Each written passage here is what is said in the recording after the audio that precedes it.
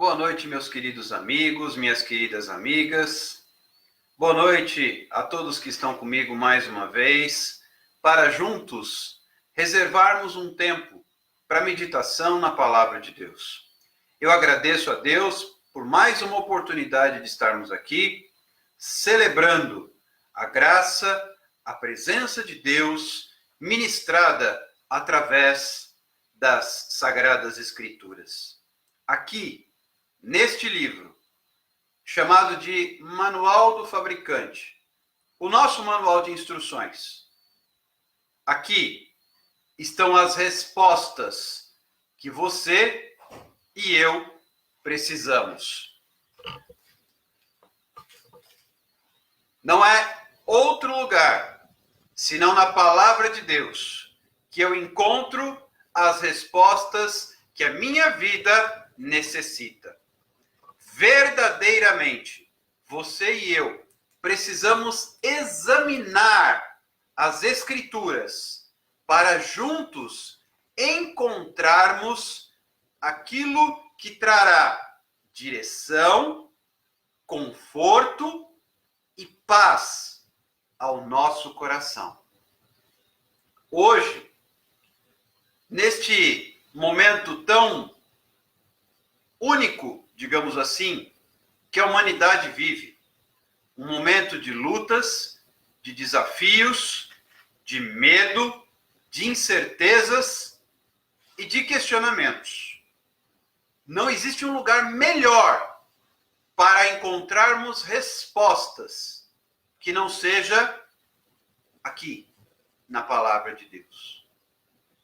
A medicina, a ciência, as autoridades, sejam elas governamentais, institucionais, nas mais diversas esferas de poder, federal, estadual, municipal, organismos internacionais, como a Organização Mundial da Saúde, entre tantas outras, todos eles estão lidando com esta pandemia como quem procura respostas. E desde já, eu aproveito esta oportunidade para te dar uma orientação. Não julgue. Não critique apenas. Ninguém na Terra tem as respostas. Todos estão procurando respostas. No início da pandemia, falava-se que o medicamento X poderia ter bons resultados. Agora, constatou-se que este mesmo medicamento X se mostrou ineficaz. Todos denominam esta pandemia de pandemia causada pelo novo coronavírus. O que isto significa? Significa que já existem, conhecidos pelo homem, outros tipos de coronavírus. Inclusive, existem coronavírus que atacam os animais e que não nos atingem. Mas houve uma mutação e surgiu este novo coronavírus. E este novo coronavírus, como o próprio nome diz, é desconhecido. Pouco se sabe sobre ele. Nós estamos ainda num processo muito inicial de conhecimento da situação. Mas eu não sou médico, eu não sou especialista na área, eu apenas estou te chamando a uma postura mais próxima da palavra de Deus. Postura esta na qual você e eu não devemos julgar. Devemos entender que todos estamos numa mesma situação. Primeiro, habitamos o mesmo planeta. Primeiro, somos todos humanos. E para completar, não temos as respostas. Então, eu devo procurar respostas em quem tem respostas. Enquanto isso, a humanidade procura caminhos e alternativas. E neste processo de procura, eu devo entender que haverão erros e acertos, tombos e ajustes e respostas encontradas. E em toda esta jornada, infelizmente, vidas serão perdidas. Mas não posso permitir que nesta grande evolução de fatos e acontecimentos, eu me desconecte do que a Bíblia diz. Eu não posso cair na tentação de ouvir fulano, beltrano ou ciclano. Eu preciso ouvir e deve pautar a minha postura a palavra de Deus. Temos aqui afirmado, a última palavra é aquela que sai da boca de Deus. E neste processo, o que eu quero colocar para você, primeiramente, não saia questionando, criticando ou acusando ninguém. Todos estamos lidando com o desconhecido, desde aquele mais simples e humilde morador da cidade, até as autoridades nacionais e internacionais. A ciência está buscando respostas, os governantes estão buscando respostas e ninguém as tem, de fato, ainda. Sabemos que a pandemia vai passar, não é a primeira pandemia que a humanidade enfrenta e, por certo, não será a última. Mas lidamos no mundo moderno com algo inesperado, que é a ausência de respostas. E a ausência de respostas nos traz insegurança. E é sobre isso que eu quero falar com você. No meio da insegurança, eu até coloquei um vídeo falando, através de uma música, a seguinte mensagem: acalma o seu coração. Acalma o seu coração. Acalma o seu coração.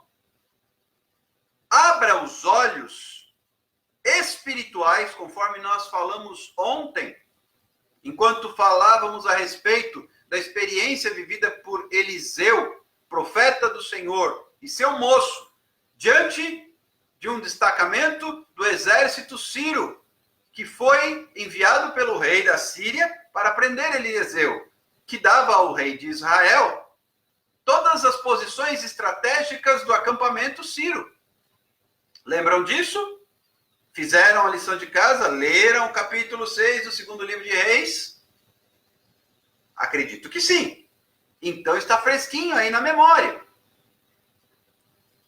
O que havia era um moço que não estava enxergando o mundo espiritual e um profeta que via além do mundo natural os carros, os cavalos e as fortes tropas cercando a cidade onde eles estavam, em Dotã. Mas este profeta Eliseu via além disso. E o Eliseu também orou para que seu moço visse. Pediu a Deus: Deus, abre a visão. Abre os olhos desse moço para que veja. E aí, ao redor do monte, carros e cavalos de fogo cercando Eliseu, protegendo o profeta do Senhor. Então, o moço disse para seu profeta: o que faremos? E Eliseu respondeu: não temas. E eu quero começar esta ministração num sábado à noite, na nossa balada com a palavra de Deus, se é que assim nós podemos dizer. Dizendo a você: ore para que Deus abra os seus olhos espirituais. E assim, acalma o seu coração. Receberam o vídeo que eu mandei? Acalma o meu coração? É o cântico. Acalma o meu coração. Acalma o meu coração, Senhor. A minha oração não é outra senão esta: que o Senhor Deus acalme o seu coração. Viu? Boa noite a vocês, Fabiane, Cleide, Teresa, Dulce. Que Deus acalme o seu coração. Neste momento de crise. Sim, eu sei, estou a par dos números. Não precisa argumentar comigo. Sistema de saúde entrando em colapso no Brasil. Algumas regiões mais, outras menos, mas de um modo geral a situação é preocupante. Os números em franca escalada, ultrapassando os limites do que se podia imaginar antes. Já ultrapassamos a barreira dos 10 mil óbitos, já ultrapassamos a barreira dos 150 mil infectados, isso no Brasil, em números oficiais, que são subnotificados, ou seja, porque não se testa suficientemente, as informações são incompletas, portanto se sabe que esse número é bem maior na realidade. Ah, mas hoje você está dando estatísticas, por quê? Porque estou mostrando que o cenário não é favorável, mas ainda assim a palavra que eu trago é: acalma o teu coração. Acalma o teu coração. E aí você pode me perguntar: como é que eu vou acalmar o meu coração? Vamos ver o que diz a palavra de Deus. Senhor, abre os olhos dos meus irmãos e das minhas irmãs, para que vejam. Ah, mas você está bem informado? Você está acompanhando as notícias? Sim, estou. Eu não posso me desconectar do mundo onde eu vivo, no lugar onde Deus me colocou. Deus me colocou no Brasil, eu tenho que estar a par do que está acontecendo na minha nação. Inclusive, a Bíblia manda orar pelos governantes da sua nação, manda orar pela sua nação. Eu compartilhei no Facebook ontem um vídeo de pessoas de joelhos nas ruas orando. Isto é bíblico. Não precisa ser nas ruas, mas orar pela nação. E de fundo a música: Deus, sara esta nação com o seu poder, com o óleo da tua unção. Então eu tenho que ter uma visão mais ampla. Não somente uma visão natural, mas uma visão sobrenatural. E como é que eu alcanço essa visão sobrenatural? Simples, eu tenho que pedir a Deus que aumente a minha fé. Como é que está o seu coração? Na verdade, eu tenho aqui lançado a semente da palavra de Deus diariamente. Semana que vem chegaremos a 40 ministrações. E diariamente, ao longo de mais de um mês já, estamos juntos falando acerca da palavra de Deus, na esperança de que Deus fale com você e traga uma visão espiritual do mundo. Porque o mundo não se resume ao que nossos olhos naturais podem ver. Tanto assim que nossos olhos não são capazes de ver um vírus. Isso porque o vírus ainda é algo físico, material. E se entrarmos então na questão das coisas espirituais, os seres espirituais, que não são físicos, não são feitos de matéria e que existem. Então eu tenho que ter uma visão sobrenatural. E como é que eu conquisto uma visão sobrenatural? Só um meio. Eu tenho que receber isso do Senhor. Para quem foi que Eliseu orou para que os olhos daquele moço fossem abertos? Para Deus. E para quem você deve buscar e clamar por uma visão sobrenatural? Para Deus. Só Ele pode fazer isso. Creia, confie, agrada ao Senhor e descansa. Creia, agrade, entregue e descanse. Salmo 37, verso 3, 4, 5 e 7. Tenha fé. Tenha calma. Acalma o teu coração. Entenda o seguinte: ter medo pode acontecer. Porém, o meu medo não pode ser maior que a minha fé. Eu aprendi quando criança uma musiquinha muito bonitinha que diz assim: eu te louvo com o meu coração, eu te louvo com a minha voz. E aí o cântico continua dizendo assim: e se me faltar a voz, eu te louvo com as mãos. E se me faltar as mãos, eu te louvo com os pés. E se me faltar os pés, eu te louvo com a alma. E se me faltar a alma, eis que já me fui com ele. Então, se eu fizer uma paródia dessa canção infantil, eu te louvo, Senhor, porque estou saudável. Ah, mas e se eu for infectado? Eu te louvo, Senhor, porque fui infectado, mas estou assintomático. Ah, mas e se eu desenvolver os sintomas na sua dimensão leve ou moderada? Eu te louvo, Senhor, porque eu tenho sintomas leves ou moderados. Ah, mas e se eu evoluir para um quadro mais grave? Senhor, eu te louvo porque eu evoluí para um quadro mais grave, mas eu tenho respiradores mecânicos e eu vou sobreviver. Ah, mas e se eu não tiver respiradores? Se eu não sobreviver? Senhor, eu te louvo porque eu estou partindo para junto de ti. Isso vai trazer calma ao meu coração. O Senhor é o Deus da morte e da vida. O servo de Deus, escute, o servo de Deus, primeiro, ele não tem medo da morte. Porque se ele partir, ele partirá para a glória junto com o Pai. Inclusive a Bíblia fala no livro de Salmos que Deus tem alegria na morte dos justos. Por quê? Alguém pode se espantar. Porque é aquele que partiu para estar com ele. Inclusive, a festa no céu, quando um pecador se arrepende. Sabia disso? E eu não estou inventando nada. Estou embasado na palavra de Deus. E mais, o servo do Senhor, ele não parte antes da hora.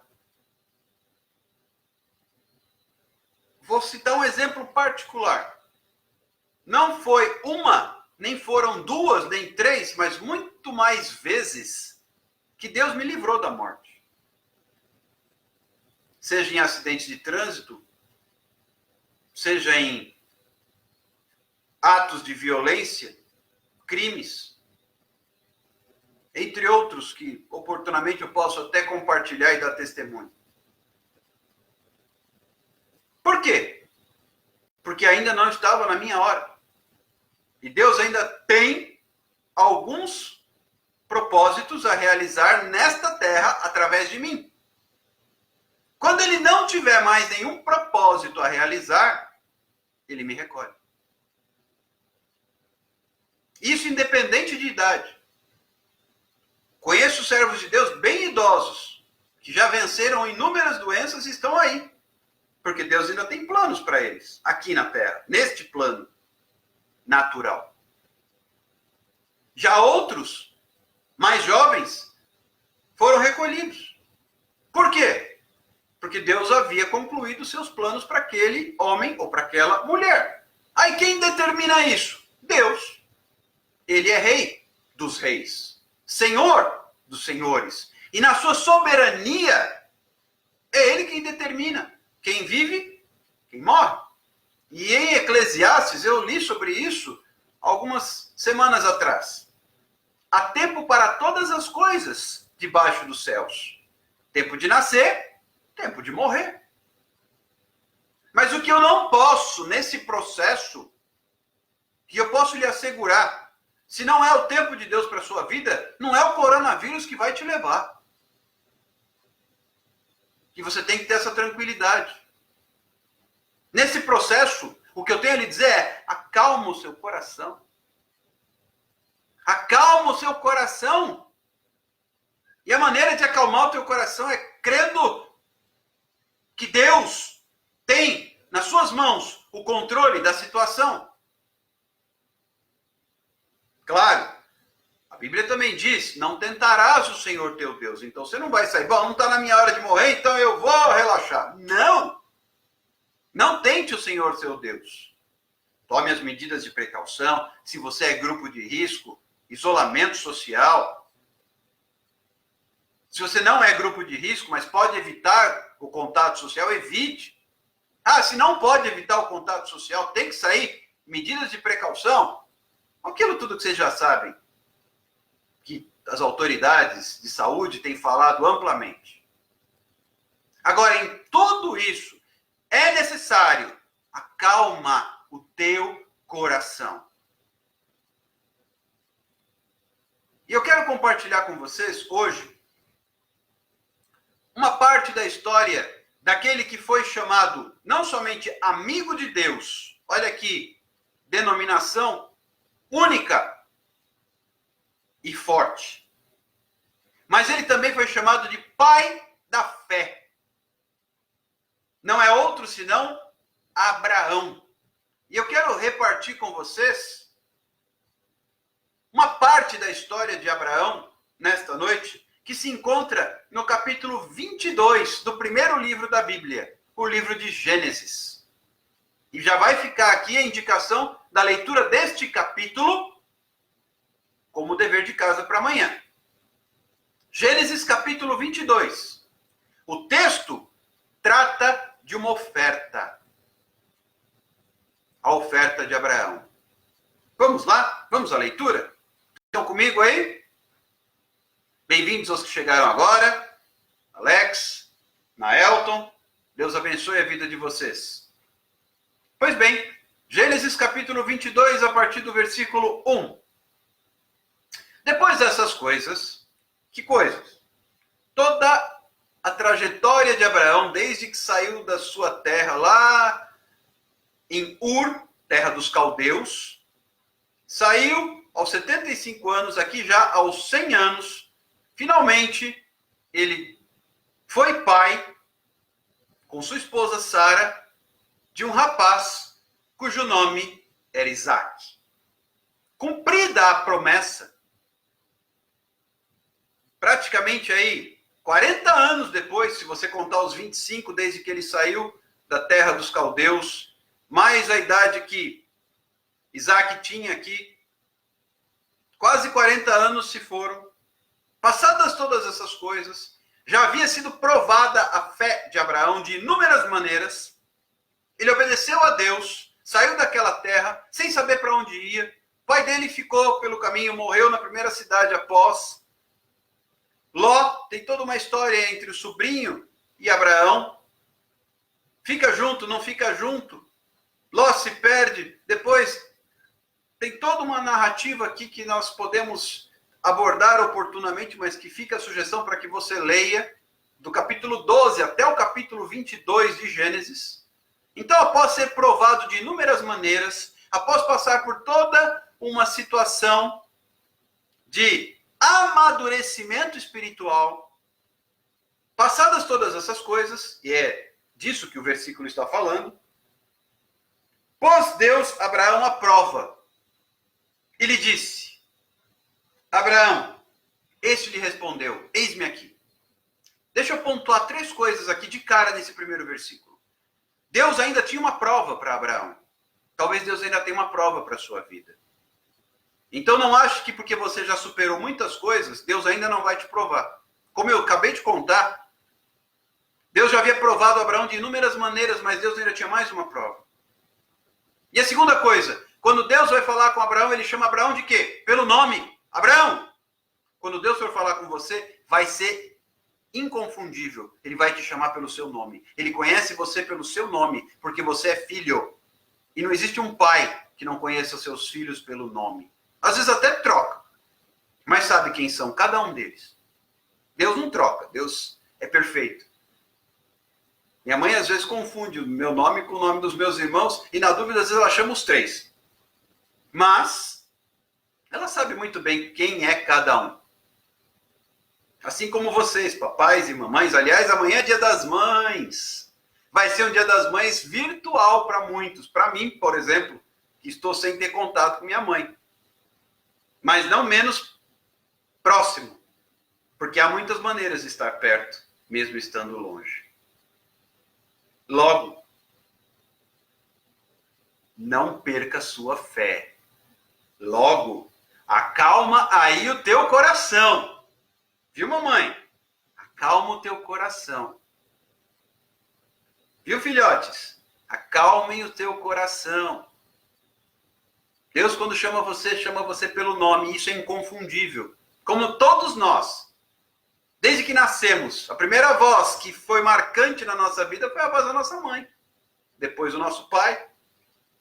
E que se tornaram inconfundíveis em toda a nossa criação. Nosso Deus não é diferente. A voz dele para nós tem que ser inconfundível. E ele, quando nos chama, eu acho isso lindo. Pelo nome. Quando Deus fala com você, Fabiane, ele chama você de Fabiane. Quando Deus chama você, Cleide, ele fala com você e te chama de Cleide. O mesmo com você, Tereza, Lex, Naelton, Dulce. Todos vocês têm nome e para Deus vocês não são um número. Vocês e eu. Quando Deus fala comigo, ele me chama pelo meu nome. E é interessante que às vezes Deus dá um outro nome para a gente. No caso de Abraão, o nome dele era Abrão. No caso de Simão, que Jesus passou a chamar de Pedro. No caso de Paulo, que se chamava Saulo e passou a se chamar Paulo. E assim sucessivamente, há vários casos na Bíblia. A própria esposa de Abrão, depois Abraão, o nome dela era Sarai. E passou a se chamar Sara. Jacó, depois que teve encontro com o anjo, lutou com ele, passou a se chamar Israel. Mas mesmo que haja uma mudança de nome, Deus vai te chamar pelo seu nome. E aqui Deus chamou Abraão de quê? Horas. Abraão. E qual foi a postura? Esse é o terceiro ponto deste versículo. Qual foi a posição? Qual foi a atitude de Abraão? Eis-me aqui, Senhor. Sempre pronto. E aqui ele já tinha 100 e poucos anos, gente. A gente às vezes se acha velho, imagina ele. Eis-me aqui, Senhor. Atitude pronta. Acrescentou Deus: toma teu filho, teu único filho, Isaque, a quem amas, e vai-te à terra de Moriá. Oferece-o ali em holocausto, sobre um dos montes que eu te mostrarei. Como Deus foi exigente com Abraão. Agora, deixa eu contar algo a você que talvez você não saiba. Quanto mais Deus for exigente com você, maiores são os planos dele para a sua vida. Deus não é exigente com aqueles com quem ele não tem planos muito grandes. É por isso que está escrito que a quem muito é dado, muito será exigido. Se Deus tem grandes planos com você, tem gente que fala assim, puxa vida, mas Deus às vezes exagera. Glorifique a Deus. Se ele está exagerando nas provas, é porque ele tem planos enormes para a sua vida. Uma vez eu li uma frase, que é engraçada, é uma piada, mas não deixa de ter lá o seu grau de verdade. Que Deus dá as maiores provas aos seus melhores soldados. E aí respondia a essa frase alguém dizendo assim, puxa vida, então Deus deve estar me confundindo com o Rambo. Do cinema, né? Pois é, se Deus está considerando você um soldado como ele, então é porque ele tem planos enormes para a sua vida. Glorifique a Deus e siga em frente, mas acalma o teu coração. Será que Abraão aqui, quando ouviu isso, não teve que acalmar o seu coração? 100 anos esperando por esta criança. Quando o menino atinge cerca de 12 anos de idade, Deus vai lá e pede a vida do menino? Que Deus é esse? É um Deus que quer provar até onde você é capaz de ir. É um Deus que quer provar quem você é, para cumprir na sua vida a promessa que ele tem. E eu posso lhe assegurar que que a promessa não é pequena. Pois bem, levantou-se, pois, Abraão, versículo 3, de madrugada. E o interessante é que não aparece aqui no texto em nenhum momento Abraão questionando, duvidando, murmurando ou blasfemando. Simplesmente diz o texto, versículo 3, levantou-se, pois, Abraão de madrugada, e tendo preparado o seu jumento, tomou consigo 2 dos seus servos, e a Isaque, seu filho, rachou lenha, e foi para o lugar que Deus lhe havia indicado. E Deus ainda não foi claro, ele falou, você vai para o monte da região de Moriá, e lá eu vou te mostrar onde você vai fazer a oferta. Deus sempre dava para Abraão apenas uma parte do próximo passo. O que é isso? Fé. Deus não dá para você e para mim todos os próximos passos. Ele dá por etapas. Porque Ele quer ver se nós cremos e descansamos e confiamos que Ele dará o próximo passo no momento certo. Imagine você que você está cruzando um abismo. Você olha para o outro lado, existe um abismo entre o lugar onde você está e a outra margem. E a tábua da ponte que você precisa pisar para cruzar só aparece quando você firma o pé. Aí você põe o pé, primeiro passo, aparece a primeira tábua. Você tira o outro pé, quando você está apoiando o outro pé, aparece a segunda tábua. E só assim, tábua a tábua da ponte vão aparecendo, até você cruzar todo o abismo. É assim o caminhar com Deus. Mas você acha que por causa disso eu devo andar tenso, ansioso? Não. É preciso glorificar a Deus e confiar no Senhor. Pois bem, 3 dias caminhando. E é interessante quando Deus dá uma ordem a alguém, a pessoa tem muito tempo para desistir, para recuar, para voltar atrás. Porque eles caminharam por 3 dias. Deus determinou um local distante de propósito, para ver se Abraão iria cumprir a vontade do Senhor. Muitas vezes você não entende, eu não entendo. Senhor, por que é tão longe? Por que demora tanto? É porque Deus está te provando. E o texto aqui foi muito claro. Deus ainda ia colocar no versículo 1, Abraão aprova mais uma vez. E eu posso te dizer, em nome de Jesus, nesta noite, Deus está te colocando à prova mais uma vez. Se você ouvir, obedecer e crer, você vai vencer. Ao 3º dia, erguendo Abraão os olhos, versículo 4, viu o lugar de longe. Então disse aos seus servos, esperai aqui com o jumento. Eu e o rapaz iremos até lá, e havendo adorado, voltaremos para junto de vós. Essa palavra me encanta. Como é que Abraão, sabendo que Deus mandou que ele oferecesse o filho em sacrifício, como é que Abraão pega e diz para os servos que vão os 2 e voltam os 2? Posso só te responder com uma palavra. Fé. Abraão cria incondicionalmente que até se o menino fosse morto, Deus o traria de volta. É nesse Deus que eu tenho que crer. Sabe aquela história do cântico lá, do cântico Rompendo em Fé? Se diante de mim não se abrir o mar, Deus vai me fazer andar por cima das águas. Ou seja, de um jeito ou de outro, eu vou. De um jeito ou de outro, eu vou. Com pandemia ou sem pandemia, eu vou. Com coronavírus ou sem coronavírus. Com crise econômica ou sem crise econômica. Com crise política ou sem crise política. Eu vou. É desse tipo de pessoa que Deus está precisando. Existia um programa de televisão, nem sei se esse programa ainda existe, CQC, né? Nós temos que ser crentes em Deus, CQC, custe o que custar. Eu vou, CQC, custe o que custar.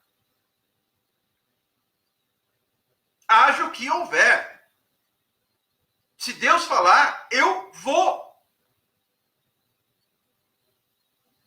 E Abraão disse isso aos seus servos. Vamos, vocês esperam aqui com o jumento, porque ele ia subir o monte. O jumento não sobe monte. Quem entende de jumento sabe do que eu estou falando. Vocês ficam aqui com o animal, nós iremos, e nós, depois de adorarmos a Deus, voltaremos no plural.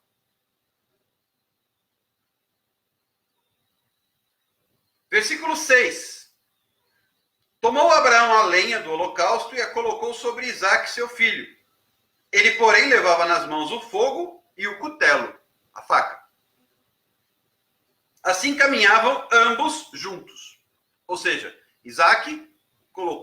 Abraão colocou nas costas de Isaque a lenha, e ele levava nas mãos a faca e o fogo, que eram os ingredientes ali mais perigosos que o menino não teria como carregar com segurança subindo um monte.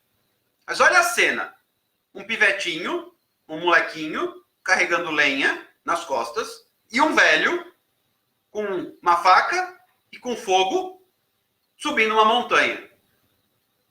Vê como Deus nos coloca à prova em situações que aos olhos naturais às vezes chegam a ser patéticas. Só que o patético dos homens é a ação sobrenatural de Deus. Deus usa as coisas que não são para confundir as que são. Muitas vezes ele usa um galo para fazer Pedro acordar de ter negado Jesus. Ele usa uma mula para falar com Balaão, um teimoso,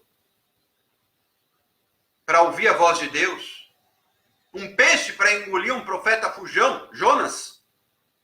E assim por diante. Deus usa quem ele quer, quando ele quer, do jeito que ele quer, na hora que ele quer. Porque ele é Deus. E ele não tem que dar satisfações a ninguém. Ele é Deus. E lá vão os dois, pai e filho. Isaque com a lenha nas costas. Abraão com a faca e o fogo nas mãos, subindo o monte. Certa altura do caminho, né? Versículo 7. Quando Isaque disse a Abraão, seu pai: meu pai. Respondeu Abraão: eis-me aqui, meu filho. Respondeu-lhe Isaque: eis o fogo e a lenha. Mas onde está o cordeiro para o holocausto? Coloquem-se no lugar desse pai. Vocês que são pais e mães.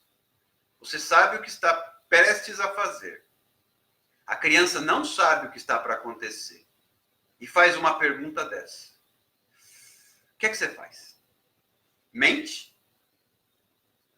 Inventa? Ou tem fé? Abraão escolheu ter fé. E ele respondeu para o seu filho. Versículo 8. Deus proverá para si, meu filho, o cordeiro para o holocausto. Deus proverá.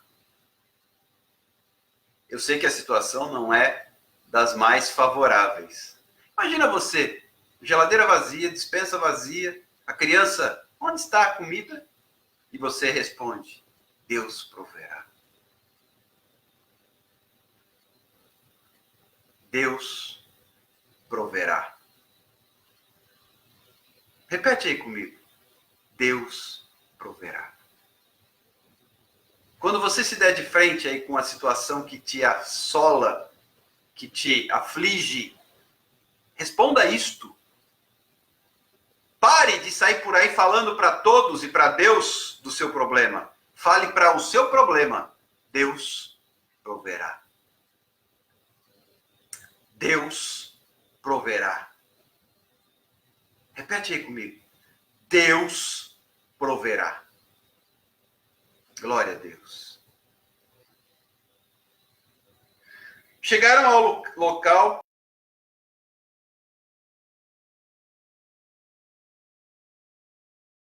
palavra, altar. Sobre ele colocou a lenha, amarrou Isaque, seu filho, e o deitou no altar em cima da lenha. E estendendo a mão, tomou o cutelo para imolar o filho. Imagina, aqui eu quero pontuar duas coisas. Primeiro, naquele momento Isaque entendeu o que estava para acontecer. Tinha 12 anos, já não era mais tão criancinha assim para não entender o que estava acontecendo. E muitas vezes ele já tinha visto o pai fazer esse tipo de oferta. Ele sabia o que acontecia com quem ficava em cima do altar. Abraão edificou um altar, pôs a lenha, pegou o filho. Nesse momento, raciocinem comigo. Abraão tinha 100 e tantos anos. Isaque, 12. Se Isaque quisesse fugir, ele fugiria? Sim. Abraão o alcançaria? Não. Então também temos que falar a respeito da fé de Isaque. Isaque confiou no pai e não fugiu. O pai o pegou, o amarrou, o colocou sobre a lenha que estava sobre o altar, pegou a faca e estava prestes a executar a vontade de Deus. E olha o que acontece. Versículo 11. Mas do céu lhe bradou o anjo do Senhor: Abraão, Abraão! E ele respondeu: Eis-me aqui. Então lhe disse: Não estendas a mão sobre o rapaz, e nada lhe faças, porque agora sei que temes a Deus, porquanto não me negaste o teu filho, teu único filho. Imagine, Abraão já com a faca, preparando para desferir o golpe fatal no filho, e quando ele vai, quase como se o anjo segurasse a mão dele. Não! Você já provou. Você foi aprovado. Agora eu sei que você teme a Deus. Não faça mal ao menino. Basta. E aí diz o texto, versículo 13, tendo Abraão erguido os olhos, viu atrás de si um carneiro. O Senhor proverá para si o sacrifício, o cordeiro para o sacrifício. Ele viu atrás de si um carneiro preso pelos chifres entre os arbustos. Tomou Abraão o carneiro e o ofereceu em holocausto em lugar do seu filho. E pôs Abraão, em nome daquele lugar, o Senhor proverá. Daí dizer-se até o dia de hoje, no monte do Senhor se proverá. Então do céu bradou pela segunda vez o anjo do Senhor a Abraão e disse: Jurei por mim mesmo, diz o Senhor, porquanto fizeste isto e não me negaste o teu único filho, que deveras te abençoarei. E certamente multiplicarei a tua descendência como as estrelas dos céus e como a areia da praia do mar. A tua descendência possuirá as cidades dos seus inimigos. Nela serão benditas todas as nações da terra, porquanto obedeceste a minha voz. Então voltou Abraão aos seus servos e juntos foram para Berseba, onde fixou residência. É desse Deus que eu estou falando. Um Deus que prova os seus filhos, mas um Deus que cumpre a sua palavra. Agora, o importante é o seguinte: entenda, porque eu falei para você gravar e registrar a palavra altar. Porque toda bênção, você quer ser abençoado? Você quer ser abençoado? Você quer receber do Senhor uma bênção? Então entenda uma coisa. Toda vez que você pede a Deus uma bênção, eu tenho que lhe dizer isso com clareza para que você não se iluda. Toda bênção é acompanhada de um altar. Vou repetir. Toda bênção é acompanhada de um altar. Toda bênção é acompanhada de um altar. E o que é um altar? É um lugar de oferta. É um lugar de sacrifício. É um lugar de dar. O que Deus tem para te dar, como diz o apóstolo Paulo, nem olhos viram, nem ouvidos ouviram, nem jamais subiu ao coração humano o que Deus tem preparado para os que o amam. Mas toda bênção, registra isso, é acompanhada de um altar. E muitas vezes quem fica sobre o altar é você mesmo. Onde você coloca sua vontade, onde você coloca suas finanças, onde você coloca sua profissão, onde você coloca sua família, onde você coloca aquilo que você achar que é precioso para você, é ali que você tem que colocar. Suas esperanças, seus sonhos, é no altar que eles ficam. Você oferece para Deus, e o altar, toda bênção é acompanhada de um altar. Acalma o teu coração. Coloca a tua vida no altar. E Deus vai te abençoar. A lógica de Deus é essa. Primeiro você dá. Depois ele te retribui infinitamente mais. E ele vai esperar de você que você dê a ele não qualquer coisa. Abraão não deu ao Senhor qualquer coisa. Ele deu ao Senhor aquilo que de mais precioso ele tinha. Isaque, seu filho. Deus está esperando. Eu tenho que dizer isso para você hoje. Não sei, mas tenho certeza que essa palavra é para você e é hoje. Deus sabe. Eu posso não saber, mas Deus sabe por quê. Deus está esperando o seu Isaque. Coloque no altar e ele vai receber e te abençoar. A bênção que você precisa. O cordeiro, Deus proverá. Mas ele está esperando que você faça a sua parte e coloque nas mãos dele a sua vida, sua casa, seus bens.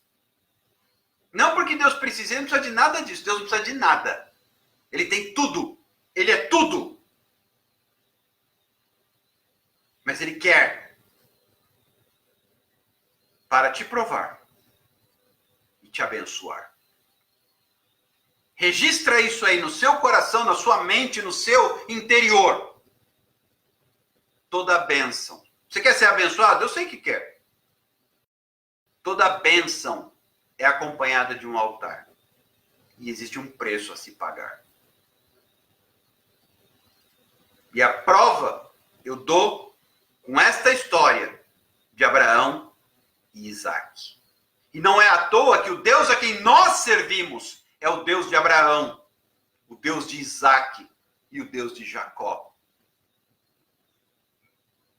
É o Deus a quem você e eu servimos.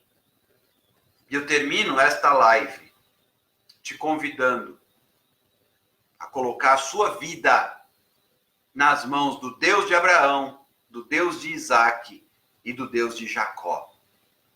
Que Deus te abençoe. Que Deus multiplique sobre a sua vida a bênção, mas que te faça entender que toda bênção é acompanhada de um altar. E por fim, querido e querida, acalma o teu coração. Não foi fácil para Abraão passar por tudo isso. Claro que não. Mas você acha que ele perdeu a calma? As respostas que ele dá para o filho, para os servos, provam que ele não perdeu a calma. Então, para terminar, acalma o teu coração. Acalma o teu coração. Acalma o teu coração. Fique com Deus. Na graça e na paz do Senhor Jesus Cristo. Um forte abraço, um beijo carinhoso. E até amanhã, se Deus assim nos permitir. Tchau, tchau.